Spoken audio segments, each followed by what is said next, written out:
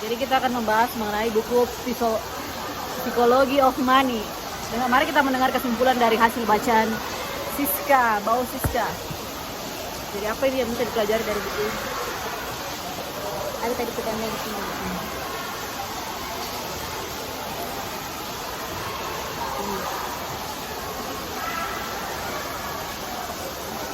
Katanya kita memang terbiasa lihat orang, kita pahami bahwa orang yang banyak belanjanya itu orang yang punya banyak uang. Padahal sebenarnya sisi lain dari orang yang benar-benar memiliki kekayaan karena dia mampu menahan diri dari apa yang diperlukan untuk benar-benar memiliki kekayaan. Kemudian ke ibu ada juga yang bilang begini, artinya di sini bagus sekali ini kata-katanya.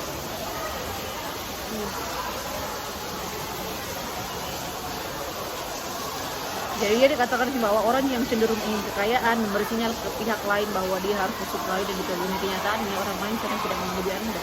Bukan karena mereka tidak senang kayak menganggap kekayaan harus dikagumi, bukan karena mereka menganggap kekayaan Anda Sudah dikatakan untuk hasrat mereka sendiri. Misalnya kayak ibu, lihat orang punya mobil, dia nggak bilang kayaknya itu orang punya mobil, tapi justru pakai itu kekayaannya orang bawa ke dirinya. Ini mungkin bilang ya, patokan untuk hasratnya sendiri bilang, deh keren itu di kalau saya punya mobil, bukan melihat orang bilang ih, anehnya dia di kayaknya tak punya mobil, tapi bawa ke dirinya. Iya sih memang. Ternyata jadi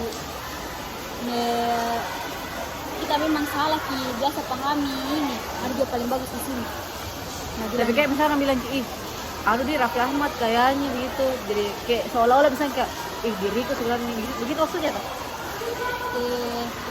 Biasa ki tidak lihat ki orang kaya tuh baru dibawa ki ke derita, bilang keren ki dia karena kita selatin ada cantiknya di kalau kaya ki bisa perawatan, tapi enggak dibilang di tapi dibawa ke derita, bukan dia dianu lebih ke dibawa ke derita. Selalu begini. Seandainya saya begini. Seandainya saya begini. Jadi sebenarnya orang kaya bukan dia dinilai, bukan dia mau disukai dan dikagumi, dirinya sendiri. tapi justru kita bawa ke derita. Nah, padahal rata-rata orang kaya, rata-rata orang mau nak kasih sinyal ke orang lain, mau nak kasih orang lain bilang, kaya kata bukan sukai, mau dikagumi karena saya cantik, kaya, apapun yang bisa kabel apapun yang mau. Padahal orang yang melihat itu justru nak bawa ke dirinya sendiri. Ada juga di sini. Bagus sekali.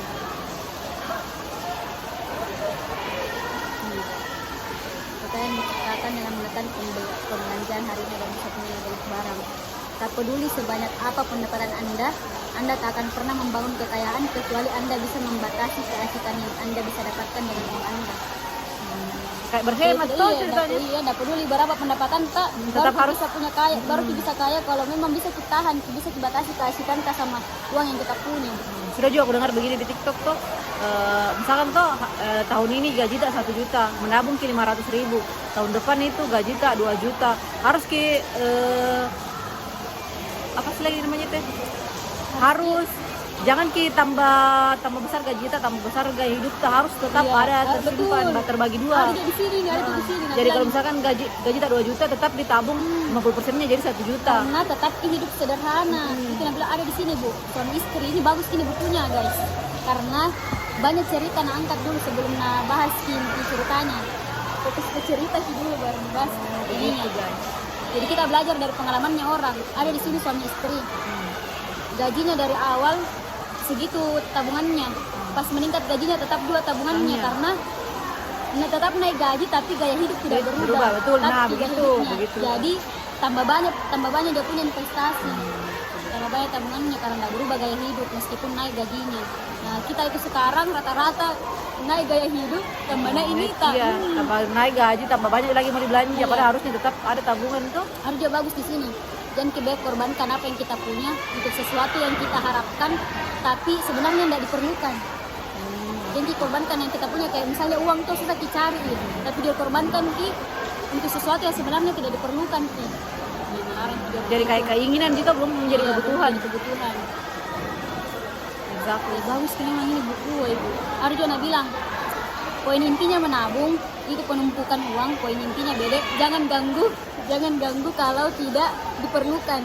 Nah itu kan mengikut kita biasa. Iya biasa kalau ada terdua panggilan nongki tiba-tiba kita langsung. Padahal sebenarnya tidak diperlukan, semua kita anggap darurat, semua kita anggap mendesak, padahal sebenarnya enggak. Ada di sini bilang di sini. banyak sekali anunya ini. Nanti tunggu reviewnya di IG ku. Ya, tunggu reviewnya di IG. Wow, Siska. Kalian harus untuk mengimprovement diri, kalian harus Ada juga banyak bagusnya ini buku. apa itu? Kan perbedaannya ini orang kaya dengan perbedaannya orang yang berpendidikan dengan orang yang tidak berpendidikan. Ternyata kalau soal uang tidak bisa orang diukur dari pendidikan. Banyak orang pintar itu tuh, tapi kacau ke soal aturan keuangan. Karena kalau soal uang beda itu nah bilang ini buku dia itu soft skill. Psikologi uang itu soft skillnya orang. Tergantung sikapnya orang, bagaimana sikapnya. Mengelola uang dengan baik tidak ada hubungannya dengan kecerdasan Anda, yang lebih banyak berhubungan dengan perilaku Anda. Oh, jadi cara mengelola uang itu membaca perilaku tadi.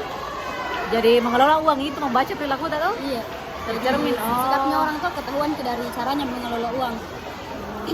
Nah, ada di sini ceritanya ibu kisah orang kaya yang sukses hidupnya, tapi pas meninggal tidak ada dia sisa uang, tidak ada tersisa uangnya, justru utang yang tertinggal. Tapi ada orang yang sederhana di hidupnya, bisa dibilang bahkan tidak terlalu ini dalam pendidikan, tapi karena bagus psikologi uangnya, dia meninggal dalam keadaan banyak tabungannya. Dia tidak bisa diukur kecerdasannya orang bilang sih, karena sukses hidupnya tuh bilang ini pasti banyak tabungannya. Karena banyak yang meninggal dalam keadaan banyak utangnya. Dan sebenarnya juga biasa itu kalau banyak penghasilan kak lebih banyak juga cicilannya daripada orang yang penghasilannya lebih kecil tuh. Betul. Seperti itu biasanya. Nah itu tadi mengorbankan apa yang kita punya untuk hal yang sebenarnya tidak diperlukan. Iya, betul. Jadi kita belajar banyak dari buku ini guys.